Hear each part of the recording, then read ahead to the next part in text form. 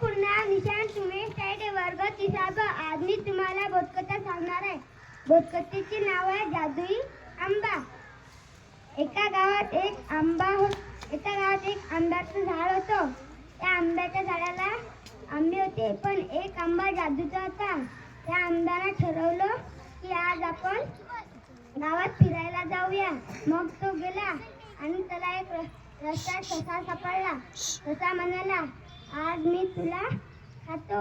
आंबा म्हणाला, तू मला खाऊ नाही शकत, मी तो जादूचा आंबा, मी खूप वेगाने धावीन. ससा त्याच्या मागं लागला आणि आंबा खूप फास्ट धावू लागला. मग ससा थकून गेला आणि मग तो गेला. मग आंबा अजून गेला तिकडे आणि मग त्याला एक मुलगा सापडला. मुलगा पण म्हणाला, मला तुला खायचं आहे. मुलगा म्हणाला, मी तुला खातो. आंबा म्हणाला, तू मला खाऊ नाही शकशील, मी तर जादूचा आंबा आहे.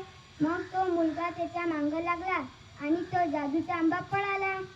मुलगा पण थकून गेला आणि मग तो आंबा परत गेला तिकडे आणि त्याला एक बाई सापडली. बाई म्हणाली, मला तुला खायचं आहे. एवढ्यात एक शिकारी आला. शिकारी पण म्हणाला, मला याची चव घ्यायची आहे. ते दोघंही जण त्याच्या मागं लागले आणि मग ते गेले. ते थकून गेले आणि आंबा पण थकून गेला. तो आंबा एका गवतात लपला आणि तो खूप दिवसाने सडून गेला. याच्यातून हा बोध मिळते, आपला जादूचा उपयोग जेव्हा काम असले तेव्हाच करावे.